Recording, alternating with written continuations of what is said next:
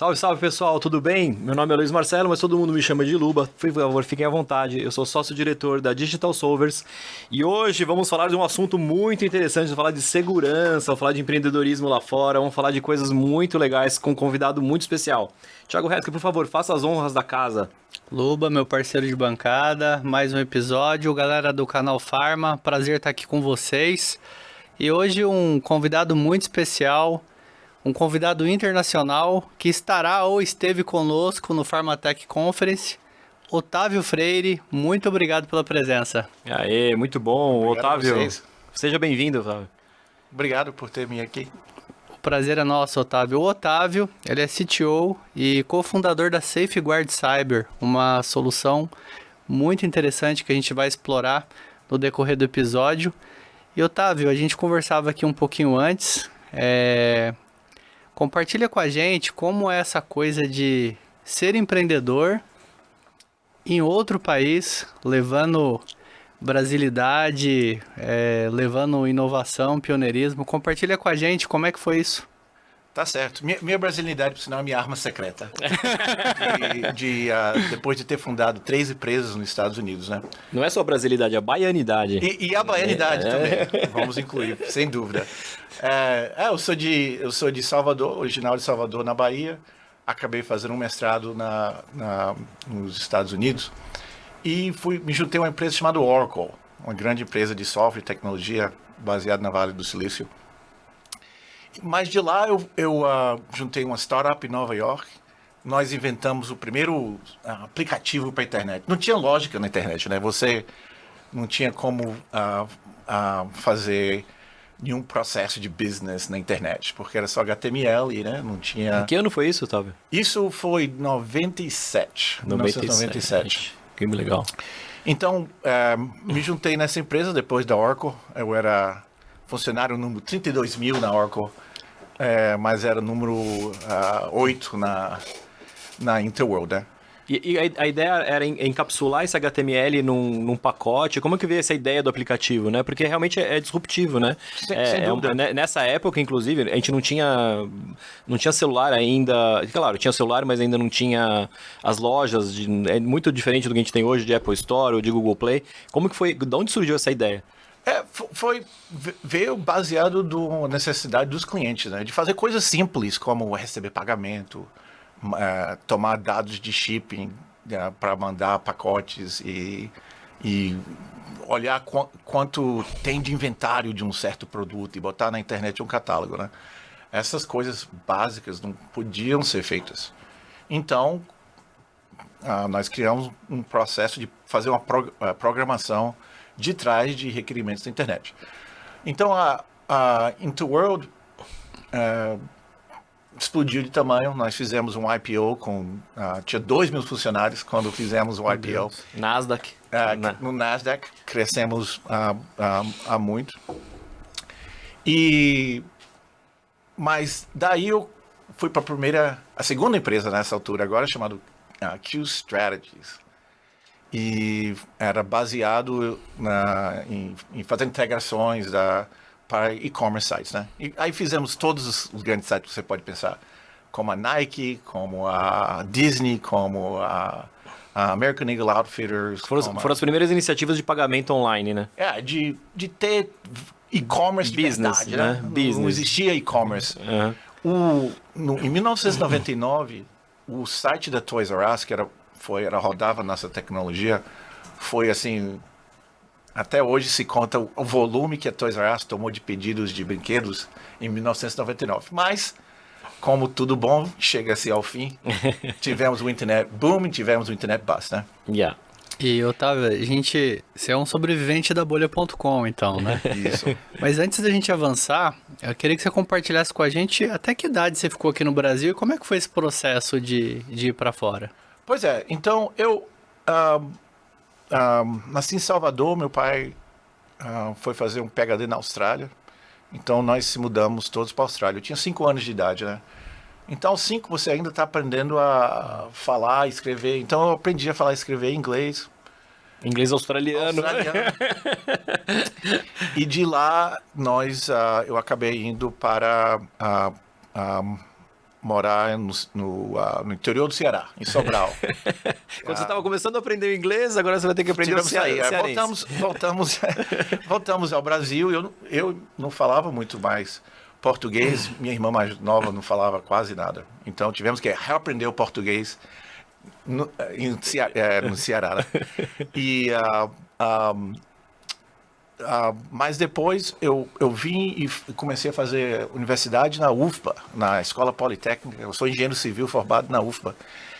E eu recebi muito ensinamento sobre como ser empresário, como ser entrepreneur, como diz em inglês, do Dr. Norberto Odebrecht. Uhum. Eu sei que o nome do Odebrecht aí não é dos mais claros hoje em dia, né? Teve muitos problemas com o Odebrecht, mas o fundador, o Dr. Norberto, queira ou não queira, era um empreendedor. Claro. E criou uma empresa global. Claro. Então, eles tinham um programa de Jovem Talentos, eles tiravam engenheiros da Escola Politécnica e davam projetos. Então, eu fui trabalhar nas obras sociais Irmã Dulce. Ah, que legal. A minha cliente era Irmã Dulce. A própria. Aí, quer dizer, quando eu falo assim, meu chefe era um santo, na verdade, é verdade. Minha chefe era um santo. Brilhante. Né? E ela era a pessoa mais empreendedora que eu já conheci. Então, tem outro menino de 19 anos de idade. Incrível. Que tem dado uma responsabilidade enorme pelo Dr. Norberto para servir Irmã Dulce. Você tinha que trazer engenharia para a Irmã Dulce, né? É isso. E ela, toda semana tinha uma ideia diferente. É um espetacular a cabeça dela. Eu me lembro que eu tinha uma reunião com ela, que ela tinha isso no hospital, e mandavam tubos, mensagens, naqueles tubos pneumáticos. Aí ela falou, quero implementar isso aqui na Obras Sociais Irmã Dulce. Um menino de 19 anos de idade, falei, onde é que eu começo para implementar? E um hospital enorme. Eu usava muito hospital, né? Em prédios em Nova York tinha muito disso, né? De colocar mensagem ali dentro, né? Então ela tinha visto e queria trazer isso. Até medicação acho que pode navegar. Que bacana. Então foi uma experiência. Mas eu conto essa história toda para dizer o seguinte: 2 empreendedores abriram meus olhos para o empreendedorismo, né? Irmã Dulce e Dr. Norberto Odebrecht. Tinha 19 anos. Tinha 19 anos, segundo ano da Faculdade de Engenharia da UFBA, com a responsabilidade de fazer uma expansão do Hospital Santo Antônio. Tem uma reunião hoje com a Irmã Dulce. Peraí, 2 minutos que eu vou ali. Então, quando eu fui fazer mestrado, a verdade é que minha paixão sempre foi computador. Meu pai teve um sócio que trouxe dos Estados Unidos um Mac. Na época não era difícil trazer para o Brasil, na década de 80, computadores, era difícil comprar. Era caro, então, né? Era caríssimo, então eu tive um Apple IIc. Então sempre... Tinha aqueles Amigas, né? Aqueles clones da Apple, da IBM, né? A IBM 2E, aqueles com flop 5.1 que... eu tinha um amigo que tinha também, o pai dele mexia com computação gráfica e desde do começo a Apple se fixou muito nisso, né, de computação gráfica, de desenvolvimento de vídeo, né, mexia muito com isso. Ele tinha, eu achava aquilo, mas eu não podia mexer, né, eu só olhava assim e ficava encantado. Então eu sempre soube que engenharia e ter bota em site de construção não era o que eu amava, para falar a verdade. Eu gostava de computador. Era muito mais interessante para mim programar a obra e fazer orçamento no computador e criar software para o projeto do que o projeto. E aí você começou a estudar linguagem de programação? Isso. Aí comecei a programar e quando fui fazer o mestrado, esse foi o meu interesse. O que me levou aos Estados Unidos para fazer esse mestrado na ciência da computação em Maryland, né, no estado da Maryland. O que me levou à Oracle. Mas aquela noção de empreendedorismo sempre ficou comigo, né? Por ter tido essa experiência quando jovem de ter trabalhado com esses 2 grandes empreendedores baianos, a irmã Dulce e o Dr. Norberto Odebrecht. Mas é engraçado, você estava no lugar certo na hora certa, né? Porque você viveu a explosão toda da bolha, como o Thiago falou, né? Então, aqueles primeiros movimentos, os primeiros e-commerces. Exato. Essa coisa do Toys R Us deve ter sido uma loucura, né? Assim, as pessoas viajavam para comprar no Toys R Us, né? De repente se abre uma janela de interação de compra no digital, né? Primeiro nos Estados Unidos inteiro, depois no mundo inteiro. Uma coisa maravilhosa, né? Sem dúvida. E era global, né? eBay, né? eBay começando. Exato. E teve uns grandes problemas, assim, grandes explosões também financeiros durante o dot-com bust, right? Teve um site chamado Boo.com que tentou ser a Amazon, mas em 1999 receberam $1 milhão. Era uma modelo e um empresário, são os fundadores, em Londres. E não tinha limite. Nós programávamos em Trafalgar Square, olhando Buckingham Palace. As nossas cadeiras, cada um custava $2 mil, porque eles queriam, assim, o high fashion ser também a coisa que a empresa era conhecida, até os funcionários e a mobília. Quer dizer, teve muito experimentação, né? Hoje talvez até funcionaria, né? Voltou a funcionar de novo, né, esses modelos, mas acho que as pessoas às vezes esquecem os ensinamentos de prévias décadas, né? Mas aí, então, tivemos o boom, mas tivemos o bust da Interworld. E a Q Strategies, que era um spin-off para fazer integrações do Interworld, não deu certo. Tivemos que fechar a empresa. Nós estávamos fazendo $15 milhões por ano. Você pensa assim, pô, essa empresa vai sobreviver. Mas quando o dot-com bust veio, os clientes tudo desapareceram de noite pro dia. A gente não conseguia nem conectar. Você fazia integrações entre bases de dados, entre sites e aquisições. Era o Zapier da época. Como a gente conhecia bem e-commerce, criamos essa empresa baseado em e-commerce e com parceria com a empresa que tinha sido o IPO, que era a Interworld. Mas, quer dizer, isso também mostra que empreendedorismo não é uma linha direta, não é sucesso em cima de sucesso. Nunca em cima de sucesso, né? Então, tivemos um sucesso, tivemos um grande fracasso na Q Strategies, mas tivemos também, trabalhamos com os amigos, são amigos até hoje, e inclusive gente da Q Strategies trabalha até hoje. Então, de uma certa forma, foi um sucesso pelos relacionamentos que fizemos, né? E a gente aprende muito, né? Esse aprendizado é maravilhoso, né? Porque você vai sempre aprender, né? Pois bem, aí com o internet bust, eu falei, o que eu vou fazer da minha vida? Né? Agora, fechamos a Q Strategies. Vou fazer um MBA. Aí nessa época, eu já tive meu primeiro filho, mas minha esposa falou assim, não quero criar criança em Nova York, né? Ela é americana, não queria, é muito difícil em Nova York ter criança. Então, vamos voltar para Virgínia, de onde ela é. Eu falei, bom, então só tem um MBA na Virgínia que eu conheço, a Universidade da Virgínia, e eu vou fazer o application para o Darden. Aí eu fui aceito no Darden. Mas é engraçado esse negócio de empreendedorismo. Você nunca deixa de ser empreendedor. É impossível. Então, qual a primeira coisa que eu faço no MBA? Quando eu chego com o primeiro ano, tentar criar uma empresa de novo.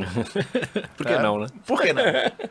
Era para estar estudando, mas então estou fazendo um MBA, crio uma empresa, essa empresa chamada OpenQ. E a OpenQ era para servir a indústria farmacêutica. Por isso que bacana. O relacionamento com a indústria farmacêutica começou no OpenQ. Então escrevemos um business plan, né? Começou bem. Você me permite, a bolha da internet foi uma coisa abissal, assim, né? Em termos de negócios foram dissolvidos, né? Você lembra temporalmente quanto tempo essa entre-safra durou para você? Você falou, pô, agora deu ruim, próximo passo, vou me mudar. Pouco tempo. Acho que pouco tempo, assim, no processo da minha vida, mas 1 ano e pouco. 1 ano e pouco. Eu acho que, basicamente, eu fiz uma consultoria aqui e tal, lá, mas 1 ano e meio depois, eu estava disposto a ser empreendedor de novo. Agora, vou te falar uma coisa que eu aprendi, que é super importante para qualquer empreendedor. Um momento de criar a empresa não é quando as coisas estão indo bem, é quando as coisas parecem que não tem futuro, né? Quando teve um bust, quando teve assim um grande problema mundial na economia, vá criar uma empresa. Que, por sinal, pode ser o que veio acontecer aqui no segundo semestre, na segunda parte do ano. É a hora de criar a empresa, porque você tem acesso a talento, que não consegue, todo mundo está procurando nova oportunidade. Quando está super quente, todo mundo está ocupado, né? Não tem tempo para você, não tem tempo para ninguém, porque estamos todos fazendo dinheiro. Quando muda, é que a oportunidade nova de novos businesses aparece. Eu aprendi isso porque eu estava agora fazendo um MBA, né, como estudante, e nós ganhamos o University of Virginia Business Plan Competition. Agora, para explicar, para você entender, nós estávamos competindo com empresa que tinha gente que tinha ganhado o prêmio Nobel. Então, quando você fala assim, nós vamos competir na competição de Business Plan da Universidade da Virgínia, é complicado porque no departamento de médico do hospital, da faculdade de engenharia, tem patente, ideias e gente que são super importantes, né? Mas nós vencemos o Business Plan, ganhamos $15 mil. E um lugar na incubadora, né? Porque o painel era todo de venture capitalists. E eles sabiam que esses médicos que têm published paper, que são super reconhecidos, não vão largar a universidade para começar a empresa. Não tem zero chance, né? Eles estão fazendo a apresentação ali, mas tá bom, alguém vai... E os VCs sabem que execução é 70%. Né? A ideia talvez seja 30%. Talvez tem gente que fala que a ideia não é 20% do fator de sucesso. Timing é provavelmente o número 1. Né? E o modelo da OpenQ era basicamente entendendo que esse problema de compliance na indústria farmacêutica era muito grande. Foi o ano que tiveram grandes fines. 750 milhões, $1 bilhão. GSK. O GSK foi $1 bilhão nesse ano. Então, estou eu olhando a notícia e falando, pô, ninguém vai tentar resolver isso, tem que resolver através de software. Então, criamos a OpenQ e operamos a OpenQ de Charlottesville durante 10 anos e vendemos a OpenQ.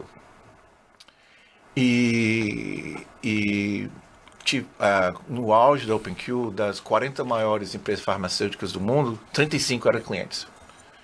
E tínhamos 300 empresas farmacêuticas como clientes. Que interessante.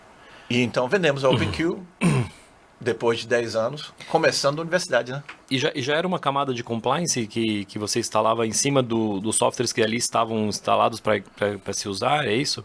Exatamente. Nós tínhamos um cloud, né?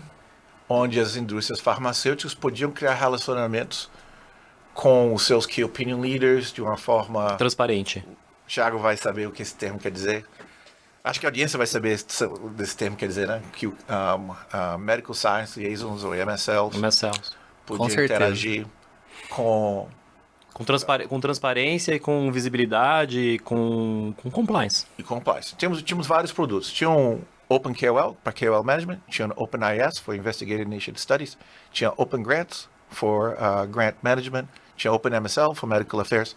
Tinha Open Presenter. E a indústria farmacêutica ia buscar essa comunicação dentro dessas plataformas, era isso? Isso, eles utilizavam a plataforma para gerenciar os relacionamentos com os Key Opinion Leaders, para gerenciar os Investigative Initiative Studies, para ter um workflow para distribuir conteúdo com Key Opinion Leaders. Então, tinha vários produtos e vendemos para uma empresa de private equity em Nova York. O que me leva à empresa que eu estou hoje. Né? Porque depois de vender a OpenQ, eu decidi que queria que outra empresa. vamos fazer isso de novo, né? Esse é o problema do empreendedor, Tá bom, então 3 empresas, 1 derrota, 2 sucessos. Tá bom, vamos tentar de novo, né? Vamos ver o que acontece. E aí criamos uma empresa chamada Social Safeguard. E foi interessante, né? Porque o que deu certo na OpenQ foi a mesma coisa que deu certo na Social Safeguard. Então, pergunta a todo mundo aqui na audiência. Quando você cria a empresa, qual a primeira coisa que você faz? Digamos, tá bom, vou criar uma empresa. Vou para aquele escritório trabalhar hoje. Vou acordar 8 da manhã, vou estar no escritório 9. Estou criando uma empresa. O que é que você faz dia 1, dia 0? Né? Acho que é diferente para todo mundo, mas o que eu faço é ligar para alguém para tentar vender algo que eu não tenho. Esse é o mantra do business plan. É porque o famoso, o que vem primeiro, o ovo ou a galinha, né? Exato. Alguma coisa é sempre uma promessa, né? Quer dizer, eu já tentei fazer business plan e levantar capital. Pra mim, o que dá certo é tentar vender alguém alguma coisa. Tentar resolver um problema de verdade no mundo real, né? A gente faz não muito no mundo isso. da minha cabeça. É. Mundo real. Conversando com o cliente. E foi que eu liguei pro Facebook, né? Tínhamos amigos lá. E isso agora é 2016. No auge da crise de desinformação. Né? Fake news E contas falsas e tudo. Aí o Facebook falou assim, pô, vocês, por que você não faz? Eu tô precisando de um relatório sobre as eleições na Áustria e na Polônia. E ninguém... agora tá ficando mais claro o que aconteceu no Facebook, mas não era uniforme, não. Tinha grupos que sabia que estava tendo problema de segurança e de desinformação no Facebook. E outros que falavam assim, não, a política da empresa é que está tudo ótimo. Claramente se provou-se agora que não estava tudo bem, né? Através de crise, depois de crise na Facebook. Então esse grupo queria mostrar que tinha problema dentro do Facebook. Eu falei, ok. Não sabemos como resolver esse problema. Você vai acabar criando alguma coisa para resolver esse problema pra gente? E que tal eu te dou $60 mil para cada relatório? Eu falei, bom, o pior que pode acontecer é que eu vou fazer 2, um para a Áustria e Polônia, e $120 mil. Por sinal, a OpenQ foi fundada porque nós ligamos para a Amgen, e a Amgen fez um projeto com a gente de $1 milhão. Então, quando eu terminei meu MBA, eu tinha um projeto para começar com a Amgen de $1 milhão. Então, quando eu comecei a Social Safeguard, foi a mesma ideia. Eu vou ligar para alguém para tentar vender algo. E a Facebook achava que podia fazer 10, 15 relatórios para começar para cada país. Né? Então, o mesmo modelo de empreendedorismo, de focar no problema no mundo real, e depois fazer o business plan, foi o que eu fiz na... Esse relatório trazia o quê, Otávio? Pois bem, aí o relatório era para mostrar o que estava acontecendo no país e se tinha algum relacionamento entre a Facebook e o outcome da eleição na Áustria. Eu, nunca tinha ido para a Áustria. B, tinha zero experiência em proteção de eleições. Mas falei, pô...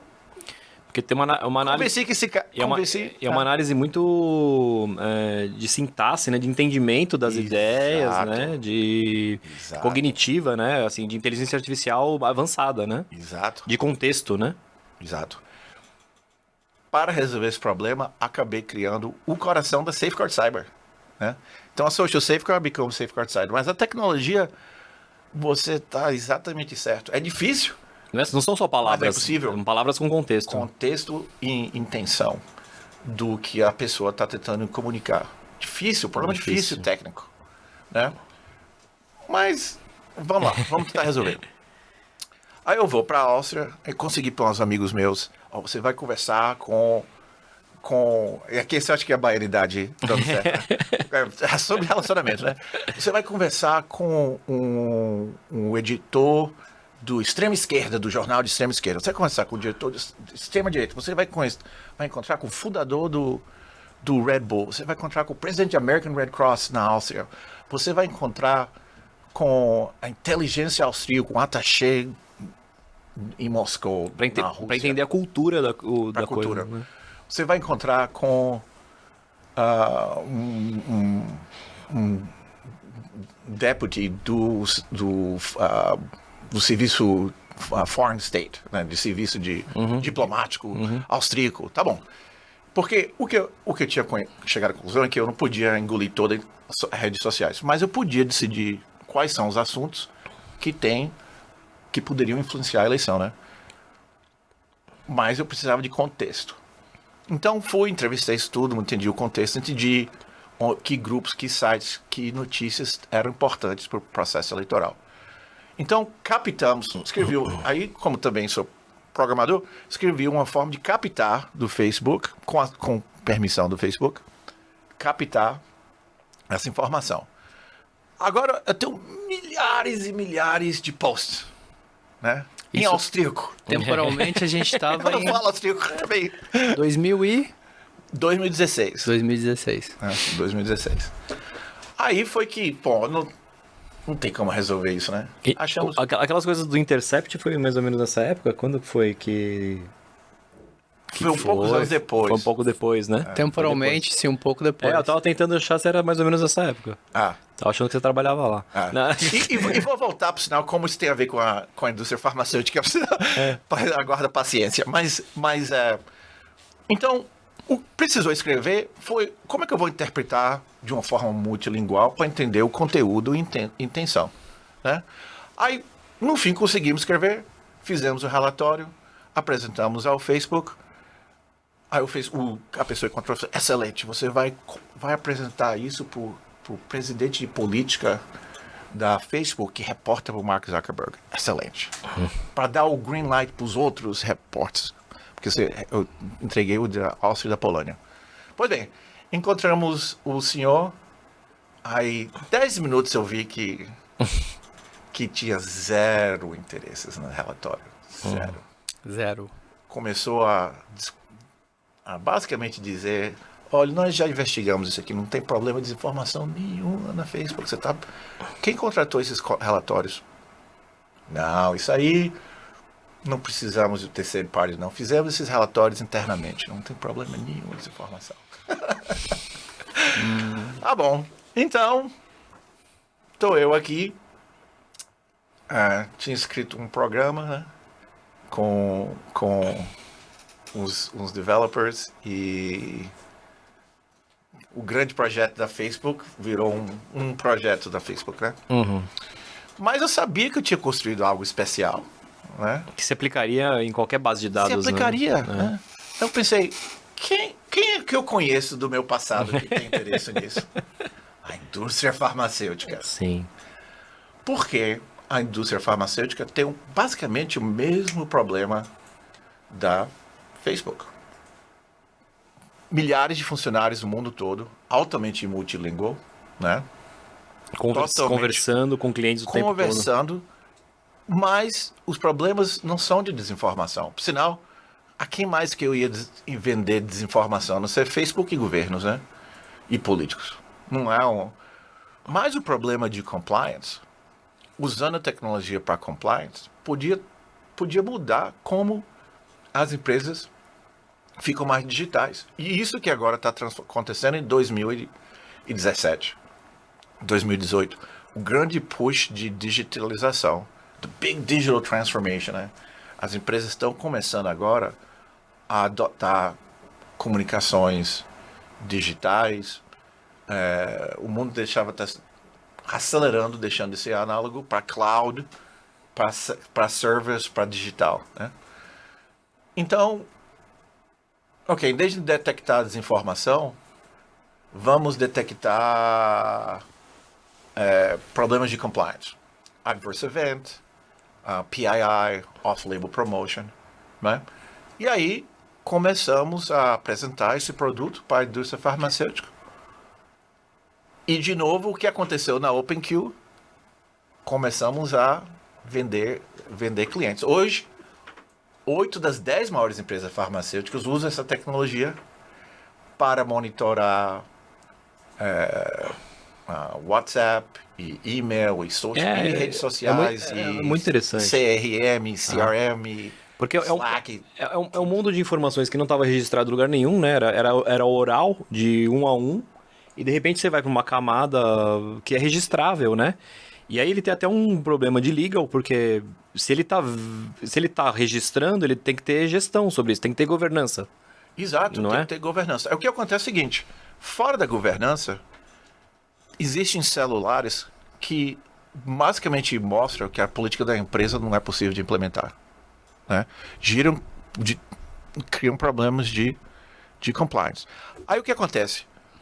O líder comercial sabe disso, claro. Aí a solução é a seguinte: não vamos fazer digital transformation porque compliance e segurança é o que está impedindo nossa transformação digital. Como não tem solução, Não faz. não faz. Mas a verdade acontece é a seguinte: é como tá na praia dizendo a maré para não vir. Não venha não, maré, fica. Volte para maré. É impossível. É impossível, é irreversível. Né? A indústria financeira, essa semana anunciou um negócio com o governo americano de 1 bilhão. Deixa eu falar de novo. 1.000 milhões de dólares. Né? 1 bilhão. Porque eles estavam usando o WhatsApp. Agora, você acha que não vem para a indústria farmacêutica? Mesma coisa. Se os reguladores da indústria financeira são muito mais fracos que da indústria farmacêutica, chegaram à conclusão: podemos processar os grandes bancos em Nova York e extrair 1 bilhão de dólares. É. Porque a indústria financeira, mesmo erro. Literalmente escrever no papel: você como funcionário não pode usar para comunicação, WhatsApp para comunicação com clientes. Isso é uma coisa tão forte no Brasil, Otávio. A última vez que eu tinha lido, eu acho que só a Índia usa mais o WhatsApp que o Brasil, salvo engano. E o WhatsApp, ele é uma ferramenta, é uma extensão de contato, é inevitável. Eu não sei se quando você olha o mercado americano, se o WhatsApp é tão forte como aqui no Brasil, pelo que você comenta, embora a solução de compliance, ela cobra todos os canais digitais, né? Exato. Mas aqui no Brasil a gente tem uma predominância de WhatsApp muito forte, muito forte. É isso mesmo, Thiago. Nos Estados Unidos é muito mais focado no Apple Messenger. Né? Mas a indústria farmacêutica é global. E o resto do mundo é WhatsApp. Então, o que acontece é que acaba até a empresa americana usando o WhatsApp. Mas o que nós chegamos à conclusão é que tem basicamente a balcanização de messaging apps acontecendo. Então, Japão é Line, Coreia KakaoTalk, China WeChat, Inglaterra é Telegram. E nós estamos adicionando cada um desses.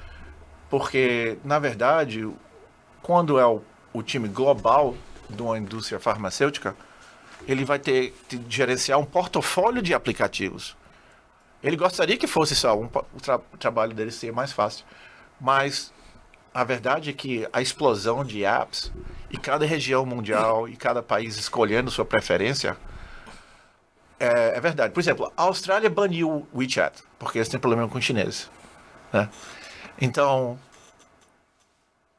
as políticas locais influenciam, até isso influencia quem é que usa que WhatsApp e que Messenger, aplicativo.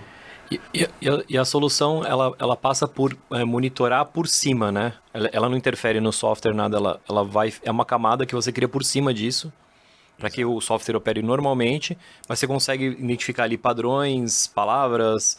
É isso? Exatamente, é isso mesmo. Porque o que aprendemos é que no começo era assim, várias soluções tentando resolver o problema, né? Aí tinha algumas pessoas que criavam outro aplicativo, aí que falava assim: entre seu WhatsApp aqui aí nós vai para algum lugar, nós fazemos o compliance review e aí vai pro WhatsApp de verdade. Esses messages é tudo instantâneo, não funciona assim. Então, não é nem o motivo por que eles foram criados a primeira vez. Segundo, os usuários aprenderam a usar o WhatsApp. E o WhatsApp ou Line, que sempre tem os seus próprios mecanismos de como funciona, que todo mundo tem que aprender devagarzinho. Aí botar um outro aplicativo em cima não funciona. Aí o que acontece? Eles acabam usando o WhatsApp de qualquer forma, porque é o que sabe usar, né? Então, esse modelo, eu acho que a indústria tentou e descartou rapidinho. Porque não dá para escalar quando você tem 20 mil, 30 mil pessoas usando o WhatsApp numa empresa, né? Numa área comercial. E ele funciona na dimensão da visão, né? Porque como a comunicação lá é peer-to-peer, ela vai de software a software, de usuário a usuário. E você está aqui pedindo uma permissão enquanto governança corporativa. Olha, se você vai usar isso para trabalho, eu preciso monitorar. Essa é a prerrogativa. Né? Exato. E é isso que aquele engine que voltamos a criar no Facebook faz sentido, né? Porque tem que usar machine learning, tem que usar artificial intelligence e tem que ter uma escala. A gente tem cliente produzindo 30 mil mensagens por segundo. Como é que... É um batalhão de humanos para poder ler. E um storage gigantesco, né? É um storage gigantesco e uma análise que tem que acontecer real time, que só com tecnologia avançada também que você poderia detectar se tem um problema e interromper a comunicação, né? Assim, vamos quarantine essa message porque essa pessoa está conversando com o médico e tem um problema de conduta. Né? Então, é isso tudo que faz. Otávio, e só me diz uma coisa, e nas redes sociais você também estica esses braços? Tipo, LinkedIn, Instagram, Slack, o que precisar? Exatamente. Então, funciona em todos os lugares que as empresas estão tendo comunicações. Ou internamente, né? Como Slack, como Teams, como até e-mail, cloud email, M365, como esses aplicativos externos, Telegram, Messenger, Facebook, LinkedIn, social media, Instagram, YouTube. Então, nós temos 35 que nós chamamos connectors, que são lugares onde comunicações digitais acontecem, que podemos aplicar a política da empresa de monitoramento, né? Que é preciso dos reguladores. Os reguladores estão, basicamente falando, você tem que monitorar as comunicações digitais.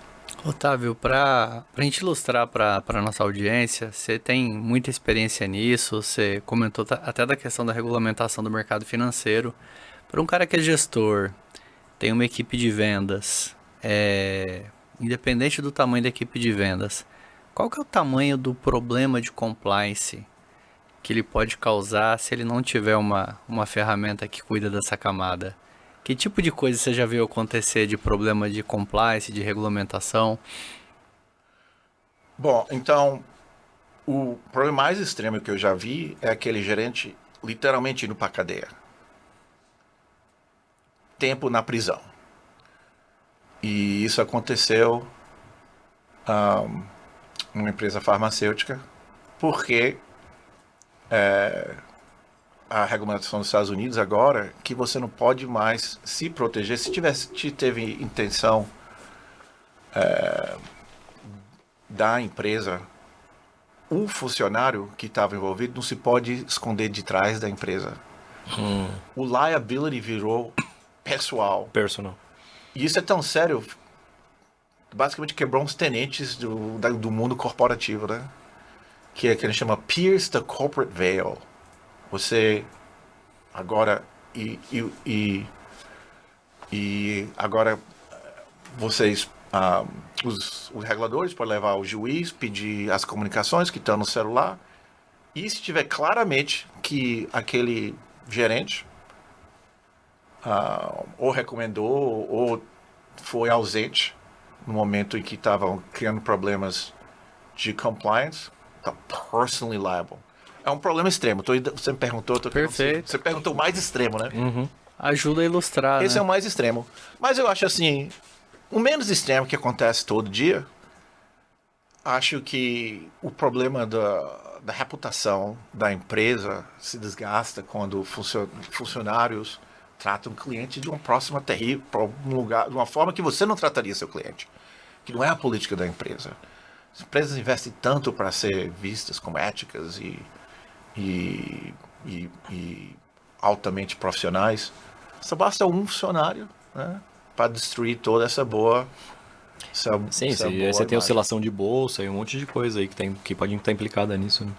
Sim, eu te pergunto porque aqui no Brasil, no auge da pandemia, a gente teve muitos clientes da indústria farmacêutica, como no mundo todo, os representantes impedidos de visitar os médicos presencialmente, né, Luba? E a gente viu muitas tecnologias de visitação à distância sendo colocada em teste, mas o WhatsApp, sem sombra de dúvidas, foi a ferramenta que conduziu os contatos entre representante e classe médica. E aí você imagina uma discussão dessa explode durante a pandemia, num momento em que pouquíssima gente estava preparada para tratar compliance através de canais digitais, especialmente no mercado brasileiro, né? Então, por isso a pergunta, né? Para ilustrar que tipo de problemas a gente consegue resolver com uma ferramenta que trabalha esse tipo de questão. Aí o que aconteceu, Thiago, começando com a pandemia, quer dizer, sempre lidamos com o problema de compliance. Mas os nossos clientes começaram a vir para a gente com outro tipo de problema, um problema de segurança. À medida que o WhatsApp foi usado mais e mais, virou como e-mail. Virou a entrada para dentro da empresa para criar um problema de segurança. Usado para fraude, usado para phishing, usado para social engineering, usado para roubar intellectual property. Né? Então, sempre resolvemos o problema de compliance em termos de os grandes problemas de compliance que é a indústria farmacêutica. Mas aí, na pandemia, nós começamos a olhar os dados que estávamos analisando e esse problema de social engineering apareceu seriamente. Eu vou te dar um exemplo.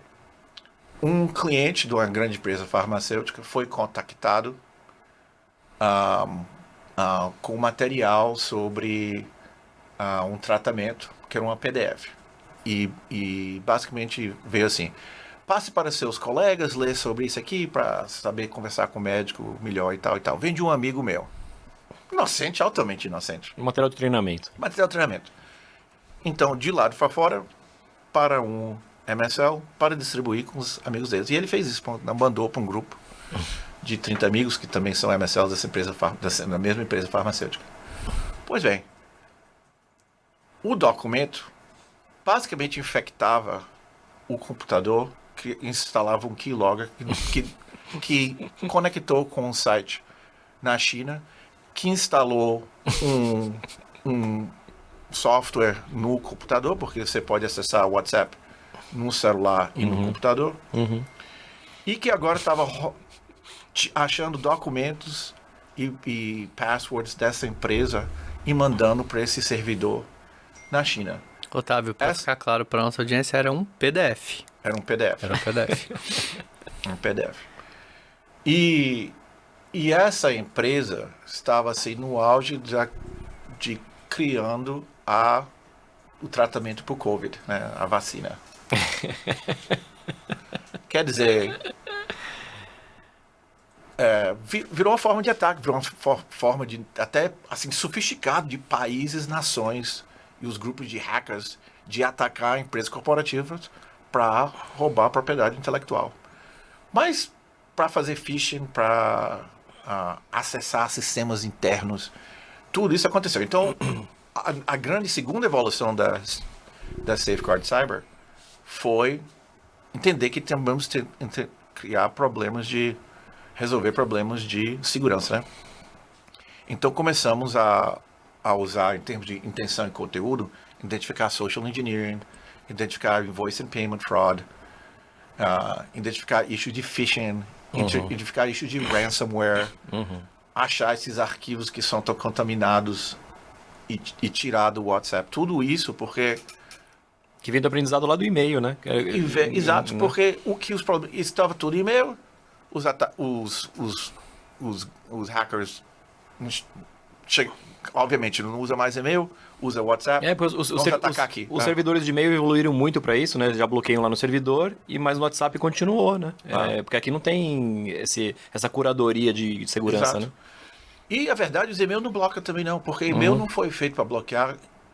Eles não entendem conteúdo e intenção de uma comunicação. Esses ataques de social engineering não tem nenhum arquivo às vezes, não tem nenhum link. Vem um e-mail e fala assim: eu sou do seu departamento de IT. Precisamos que você me telefone para eu consertar seu laptop. Aí a pessoa liga para o número e ele coleta a informação. Né? Quer dizer, não, só a intenção e o conteúdo que tem assim, urgência ou pedindo segredo ou impersonando uma pessoa que não é. Que Caso você receba, delete, né? Não leia. Exato. Isso tudo é indicação que pode ser analisado, de novo, usando Machine Learning, Natural Language Processing e Artificial Intelligence. Né? Aí, é engraçado o seguinte, o mundo dá muita volta, né? Então, quando nós fomos um mundo de segurança e começamos a achar problema de segurança, governos voltaram a ser interessados.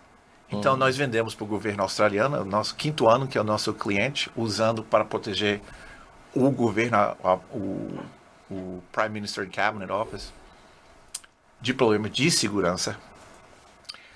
Aí fizemos um relatório e acabei sendo chamado pela comunidade europeia para fazer uma apresentação no Parlamento Europeu sobre problemas de segurança em canais digitais, né? Aí fizemos relatório, a Guardian pegou o artigo e botou no Guardian, né? Aí virou assim, grande notícia mundial. Safeguard Cyber identifica que 240 milhões de cidadãos europeus foram atacados em canais digitais. Foi a grande notícia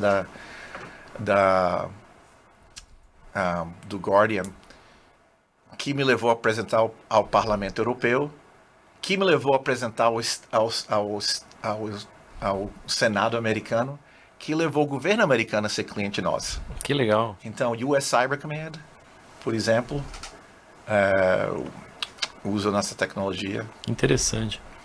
E a verdade, e também levou as 2 nossas rodadas de financiamento, né? Então, aí, como a gente sempre servia praticamente a indústria farmacêutica e financeira, quando adicionamos as proteções de segurança, aí agora temos cliente de toda a indústria. E a indústria farmacêutica acordou para o fato que eles também têm um problema de segurança. Então acelerou o uso na indústria farmacêutica da nossa tecnologia para agora proteger de um aspecto de compliance e de segurança. Porque no fim, se você pede para alguém usar um canal digital como o WhatsApp para interagir com seus funcionários, e ele é atacado, e propriedade intelectual ou ransomware que aparece e toma conta de todos os computadores da empresa, também é responsabilidade da empresa, não do funcionário. Você não pode depois dizer para o funcionário, como foi que você deixou isso acontecer? Por que você clicou nesse link no WhatsApp? Não faz sentido.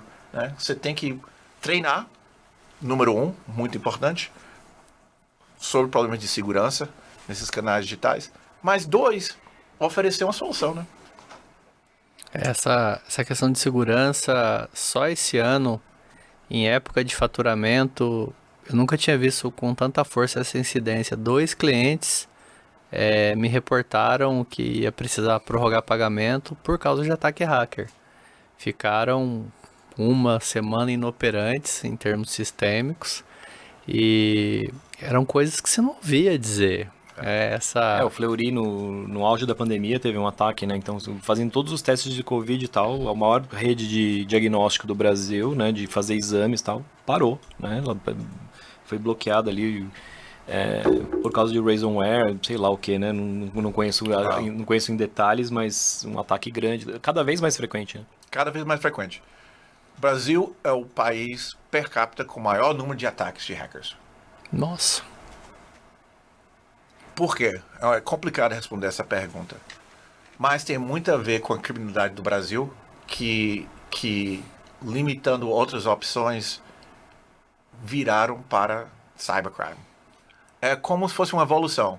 Você começa com um criminal, depois você vira um criminal mais sofisticado, usando agora tecnologias. Então, aqui no Brasil, no dia a dia, as pessoas estão sendo assaltadas com Pix, né? Então o cara coloca um revólver na sua cabeça e fala, faz um Pix aí agora, entendeu? Não tem trava que segure isso, né?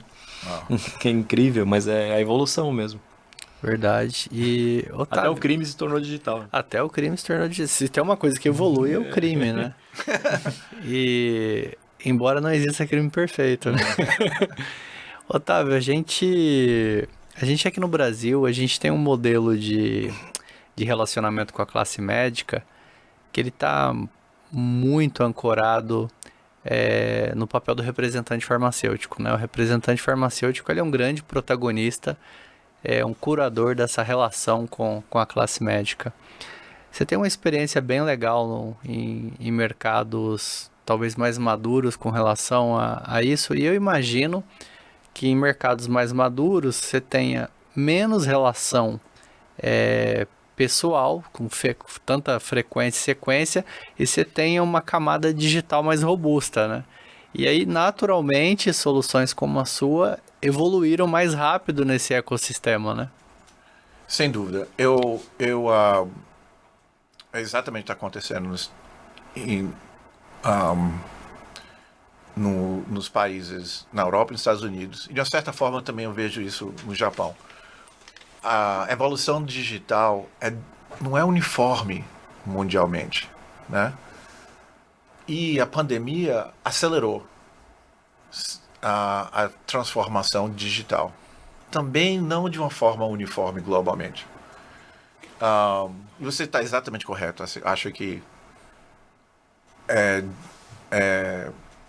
a economics, né, a economia, muda muito. E o que aconteceu ao mesmo tempo que aconteceu a pandemia, é que salários nos Estados Unidos aumentaram incrivelmente. E nós estamos vivendo uma inflação que não se vê há décadas. E também está forçando os salários altos. E aí uma coisa importante a gente sempre lembrar, nós brasileiros, por mais terrível que seja a inflação, a gente tem um bom reflexo histórico com relação à inflação. O brasileiro sabe lidar com a inflação. Eu fico imaginando o que é para um americano. Acho que o último surto de inflação foi 84, salvo engano. Tem uma geração que nunca viu uma inflação desse jeito acontecendo, né? As coisas não mudavam de preço. Exatamente. Não, sem dúvida. Você falou exatamente. Não sabe como lidar com isso. E de uma certa forma, assim, reage muito mais extremamente, porque não sabe o que vai acontecer. Né? A gente já sabe qual é o jogo. Né? A gente sabe o que fazer. Eles não sabem, então reagem antecipadamente de uma forma mais problemática. Mas voltando à situação aqui, mas eu acho assim que a situação também representa uma grande oportunidade, né? Para o Brasil virar mais digital, transformar mais de uma forma e acelerar de como eles interagem com a comunidade médica. E vai permitir mais interações, mais educação, né, mais rápido, a informação moderniza de uma forma muito mais acelerada. Mas os estudos mostram que também tem um bottom line effect, né? Quer dizer, o impacto financeiro de uma transformação digital da sua equipe de field muito mais que justifica o investimento, né? Então, nos Estados Unidos, agora um rep custa uma empresa farmacêutica provavelmente no mínimo $400 mil por ano, né? Então, só se pode ver tantos médicos. Quer dizer, o modelo econômico está forçando o uso digital. O Brasil vai passar por essa crise também rapidinho. Você está olhando os salários no Brasil, continua a crescer também. É só uma questão de tempo. Então, hoje você tem que se planejar para uma transformação digital mais rápido das interações médicas, o mais rápido possível, porque também tem um aspecto competitivo. O que aconteceu nos Estados Unidos é porque a Pfizer fez, a Merck teve que fazer, porque a Merck fez, a GSK teve que fazer, porque a GSK teve que fazer, a Roche teve que fazer, porque a Roche teve que fazer. Quer dizer, então você ou vai seguir ou vai liderar. E é só uma questão de vontade. A gente tem falado muito aqui de ação e reação, né? Então, você tem uma pandemia, todo mundo vira digital. Aí, meio que alivia a pandemia, não, vamos volta tudo. Mas você não aprendeu nada, né, com aquela relação, não tinha nada de bom ali, não tinha como otimizar, não tinha como gerar mais controle, mais otimização das relações humanas, né? Olha, uma reunião com o médico custa uma fortuna, né? Você imagina, antes da reunião acontecer, você acumulou dados e fez planning, e fez marketing plans e sistema em cima de sistema na indústria farmacêutica que analisa para decidir quem é o médico que precisa conversar, com quem, para discutir qual o conteúdo. Quando a reunião acontece, se você não teve o right input, se você não coletou informação de volta no processo, você continua gastando aquele mesmo dinheiro. O processo não se aprimora. E não se aprimora rapidamente. Então, a transformação digital, o impact é both ways. É melhor para o médico e é melhor para a empresa. Mas, sem o processo digital, aí o que acontece? Você vai, basicamente, esperar que uma pessoa se lembre que foi conversado. Bom, falamos. E eu acho que ele quis dizer isso. Quer dizer, não é um processo muito sofisticado e científico, né? Otávio, a gente tem uma brincadeira aqui que esse episódio, ele tá sendo gravado no futuro, né, Luba? Porque ele tá sendo gravado antes do Pharmatech e aí o incrível é que a gente no Pharmatech Conference, a gente curou um conteúdo muito especial, uma trilha de palestras que conecta com tudo isso que a gente tá falando. Anteriormente a você, a gente teve um convidado que veio falar sobre neurociência. A neurociência e a influência na propaganda médica. E foi um episódio incrível e a gente conversava sobre todas as iniciativas que já foram feitas para mostrar qual é o dado que você colhe do impacto que você faz com o médico que você visita. E aí você está incluindo aí uma questão muito importante, que é como que você cura, processa e transforma esse insight em uma coisa produtiva e valiosa para o próximo impacto, né? Esse aprimoramento constante. Em todas as relações, não só na visita, né? Aqui a gente faz muito evento também. Então, você fazer um evento hoje, você não gravar o evento, é jogar dinheiro fora, né? Porque o patrimônio intelectual que você está produzindo, daquela interação, de você ter um KOL falando, de pessoas perguntando, você construiu ali todo um conjunto de dados interessantíssimos, aí você não grava. Não grava, não transforma em outros materiais. Como é que o digital não contribuiu para isso? Né? Mas isso é uma coisa muito curiosa. E esse experimento que a gente está fazendo, o projeto podcast Pharmatech Talks, é exatamente isso. O Pharmatech ele nasce para ser um evento presencial. Nesse evento presencial a gente falou, cara, a gente conseguiu reunir uma galera aqui muito especial para falar desse ecossistema de tecnologia e inovação na indústria farmacêutica. Que é o nicho do nicho. Que é o nicho do nicho. E cada palestrante vai ter em média 20, 25 minutos para abordar, para fazer um recorte do assunto, mas não cabe. A gente precisa de mais, a gente precisa dar mais extensão, a gente precisa reverberar esse tipo de conteúdo. Então, cada episódio desse que a gente está produzindo é a extensão digital reverberada do recorte que vai acontecer no evento presencial. Então, por que não? E aí, vou dar um passo aqui para trás. E aí, quando a gente fala de modelo de visitação médica americano, que você estava comentando, a gente olha a visitação médica brasileira. O Luba tem uma analogia que eu gosto muito, que é o cinto de utilidades do Batman.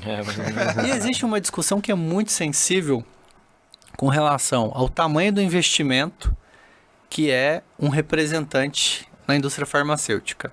Eu não tenho certeza que um bom representante, ele é um senhor investimento e ele dá um retorno absurdo para a indústria farmacêutica. Então, acho uma relação muito ok. O que eu sinto falta sempre é de uma discussão onde como você potencializa, como você dá mais elasticidade, como você reverbera mais a potência que é esse representante através das camadas digitais. E é isso aqui que a gente está falando. E a gente conecta com que problemas que eu tenho que tratar. Eu tenho que tratar compliance e segurança em todas essas portas digitais que eu abri, né? Então é um caldo muito interessante de ser trabalhado. Sem dúvida. É o que eu gosto de fazer, né? É o que a gente está fazendo aqui, porque... O que eu gosto de fazer? É engraçado que eu sempre descrevi o que eu fazia antes, né? E todo mundo, ok. Mas quando você fala assim, poxa, nós estamos ajudando a trazer medicina mais rápido para as sociedades e protegendo contra crime e fazendo garantido que as leis do país estão sendo protegidas.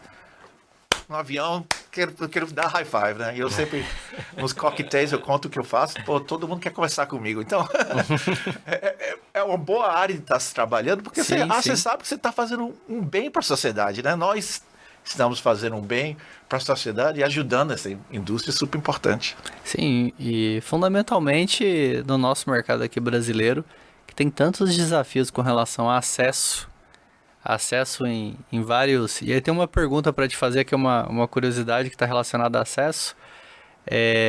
Ser empreendedor, mercado norte-americano, atua no mercado global. E você comentou da questão do aumento dos salários americanos, da questão da inflação. E eu preciso te dizer uma coisa. Empreendedor brasileiro contratar profissional de tecnologia... Hoje é um grande desafio, Otávio. A globalização, ela trouxe um componente que é a dolarização do salário. A partir da questão do home office, a pessoa pode trabalhar em qualquer lugar do mundo, né?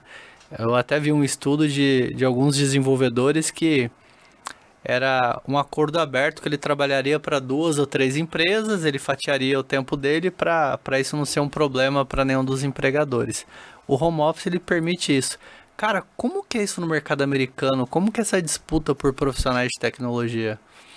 Pior que no Brasil 10 vezes, facilmente. Porque você imagine a situação. Ok. Você imagine que nos Estados Unidos você tem a Google, a Amazon, a Facebook, a Uber, a Milhões de startups. milhões de startups, a Microsoft, engolindo o mercado todo. Aí a segunda linha você tem Accenture. Quer dizer, não produz isso profissionais suficientes. Aí o que aconteceu nos Estados Unidos? Todo mundo está indo global. Como você falou, eu estou vendo o espelho do problema, né? Ok. Que é exatamente isso. O que acontece é que aí os Estados Unidos não acha gente suficiente e foi global, que gera esse problema em outros países. Aí, basicamente, eu preciso crescer a minha empresa, preciso crescer rápido, né? O que foi que eu fiz? Eu fui e criei um escritório na Ucrânia. Na Ucrânia. Que agora, em 2022, não parece tão sido uma boa ideia, né? Mas são bons programadores, né? São excelentes programadores. São excelentes programadores. Eu já tentei programar em vários países e sempre me impressionei. Culturalmente, eles são muito westerns, como o brasileiro, né? Não é o caso de outros países, que são... Na Índia, por exemplo, a cultura é totalmente diferente. Mas eles são westernized como nós. Por isso arrumaram um problema com a Rússia. Politicamente diferente. Sim, muito diferente. Da Rússia, né? Então, criamos o escritório em 2018, 2019, né? E antes do ataque, tínhamos 50 funcionários em Kiev. E, quer dizer, eles tinham produzido essa plataforma e a produtividade excelente. E, mais importante, conseguimos contratar gente. Conseguimos achar... Na Ucrânia, precisava de 5 programadores. Dentro de 2 semanas, programadores excelentes, acho. Que bacana. Mas, mesma coisa, salários rapidamente têm subido, né? É global também. Então, eu entrava no avião para ir para Kiev, um avião cheio de americano. Aí, você tá indo lá para Kiev fazer o quê? Rapaz, eu acabei de receber um funding aqui, $10 milhões, preciso contratar 15 programadores. Não achei nos Estados Unidos, estou indo para a Ucrânia. Então, estava claro que não era só eu, né? Que tive a grande ideia. Mas, e grandes empresas de tecnologia são de Kiev. Aquela Grammarly, por exemplo, é de Kiev.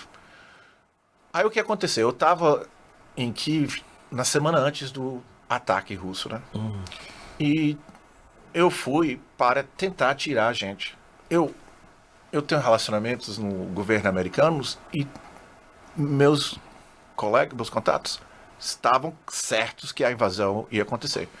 Meus funcionários na Ucrânia, os russos não vão invadir. Precisou, assim, tentar convencer. E eu só convenci, apesar de mostrar os fatos sobre o que estava prestes a acontecer, 13 de 50 se mudaram para a comunidade europeia. Aí o que aconteceu? Eu fiz minha reunião em Lviv, sabendo que o ataque ia ser em Kiev. Quando o ataque veio, eu escapei por Istambul, né? Consegui um avião para Istambul e de volta para a Alemanha. Mas temos o capital para tirar os 50 de Kiev, à medida que o ataque ficou claro que eles estavam atacando Kiev. Engraçado, um amigo meu me falou, olha, tá, você vai olhar a sua carreira, apesar de esses startups que você fez e tudo, a coisa mais importante que você fez na sua carreira foi ajudar a tirar o pessoal de Kiev. Incrível. Durante a invasão. Porque se eles precisavam de dinheiro para mudar, nós demos. Não demos com condições, não. E levamos todos a Lviv, que São famílias, né? A gente tá falando de são famílias, né? Que tiveram que escapar com as famílias, né? Às vezes até um avô, uma avó que tinha que ir com eles. Então, mas conseguimos tirar ou para a comunidade europeia, para aqueles que precisavam, ou para Lviv, que é na fronteira com Polônia. A situação está instável, né? Várias pessoas já voltaram para Kiev, porque não está claro que os russos vão conseguir chegar a Kiev de novo, né? Mas é um pouco difícil. Então, tendo uma reunião com um programador, um data scientist de machine learning, com um míssil passando. Você ouve as sirenes. Quer dizer, estão sendo atacados, tem um míssil, como você falou, Luba, tem um míssil vindo. Quer dizer, continua uma preocupação preocupante. Eu não sei exatamente o que fazer, para falar a verdade. Não é assim que eu tenho uma solução mágica para o problema. Mas parece que estou sempre errado. Me perguntaram, quando que você acha que a guerra vai terminar? Eu falei assim, em março, no fim do verão, no fim do ano. Eu acho que nem no fim do ano mais. Está claro que tem... Esse conflito pode durar anos. É difícil, é muito difícil. Uma coincidência, Otávio, enquanto Tab Media, de 2016 a 2019, a gente atendia forças de venda da indústria farmacêutica de um cliente da área de dermatologia na Rússia e na Ucrânia. Eram 500 usuários na Rússia, um pessoal que fazia visitação médica e visitava muito ponto de venda, também era híbrido, e quase 50 usuários na Ucrânia. E em 19 a Ucrânia deixou de utilizar a solução, depois em 20 a Rússia deixou de utilizar, e quando a gente se pega numa situação dessa, é quase que surreal, né? Você imaginar a gente, enquanto empreendedor, tentando, no seu caso, resolver um problema de crescimento, né? Foi procurar um novo mercado. E guerra, né? Guerra. Em 2022 na Europa. Guerra. Pois é. Ninguém planejava isso, né? Ninguém planejava. E as histórias são incríveis. Nós tivemos uma funcionária que escapou de Kiev através da România de volta para Polônia. Passou assim 48 horas para conseguir sair da Ucrânia. E aí a Ucrânia passou a lei que se você tivesse mais de 18 anos, você não pode mais sair do país. Tinha que ficar Então você veja que bifurcação isso criou na história dessas famílias, né? Então os 13 que saíram. Mas os que acharam que não ia ter problema, não pode mais sair. Então essa funcionária, o marido decidiu voltar para lutar, né? Você imagina que decisão difícil. Você saiu do país, se entrar de novo, não pode sair de novo. É surreal. É surreal, mas a nacionalidade deles é tão importante. Muito forte, assim, né? Eu vou lutar contra os russos. Apesar de minha vida está... Tô aqui, já saí, e eles estavam super bem. E eles têm criança, né? Então, você imagina, abandonar a sua filha para ir lutar. Então, ela continua trabalhando para a gente. Vida, né? Vive super preocupada, quer dizer, informação todo dia, e ele tá de front, lutando contra os russos. Você fez um comentário, Otávio, que quem mapearia no contexto global o risco de uma guerra, né? E nos últimos anos, os eventos imprevisíveis têm se tornado cada vez mais recorrentes, né? E aí eu vou fazer uma conexão aqui com segurança e compliance, com camada de segurança e compliance no universo digital. Sendo a gente cada vez mais dependente para fazer negócios, para gerar negócios da camada digital, essa questão da imprevisibilidade, e até uma dica de livro aí, o Cisne Negro, do Nassim Taleb, Tá certo. que é como que você faz hedge, como que você se protege do imprevisível, né? Provavelmente tem coisas que você não vai conseguir se proteger, vai acontecer. E aí quando a gente faz esse paralelo para uma indústria, para uma empresa que tem uma equipe de vendas gigante no campo, que a pandemia acelerou brutalmente as conexões digitais, o quanto é importante você ter uma estratégia implementada para cuidar do que você não imagina que possa acontecer, né?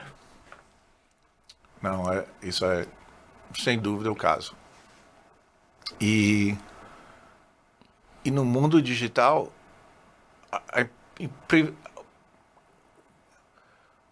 não é possível entender o que vai acontecer a próxima vez, né? Você imagina, nós vivemos todos no mundo digital, a Metaverse tá vindo aí, e os primeiros sinais mostram que uma grande transformação da internet vai acontecer tudo de novo. Isso que eu ia te perguntar, como é que vocês estão vendo a Web3, os metaversos, esse mundo descentralizado, né? Que eu tenho estudado isso muito e eu acho muito fascinante, e acho que a gente vai acontecer em breve, né? Não, sem dúvida, eu acho que já está acontecendo. Eu acho... eu não vou... na minha idade eu estou começando a ter perspectiva de vida, né? Finalmente. Eu entrei no site outro dia que você coloca a sua data de nascimento e ele coloca assim, quantas semanas você tem de vida ainda? Eu falei, cara, que coisa triste isso, né? Eu já passei na metade. Eu me lembro da indústria farmacêutica que não queriam nem mandar e-mail. Eu falei assim, rapaz, mandar e-mail pode dar problema de compliance e security. Escreve aqui no papel e bota no meu inbox e outbox. Então eu me lembro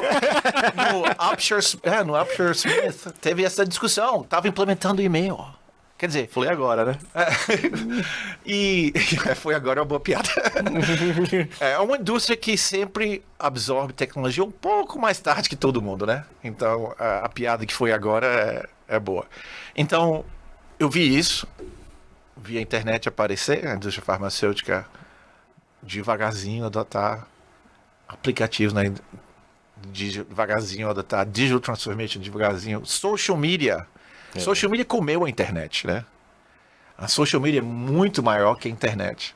E a discussão do social media, mas vai abrir uma porta para farmacovigilância, né? Aí, cara, mas daí, né? Não tem o que fazer, não é o que você falou, né? É impossível conter.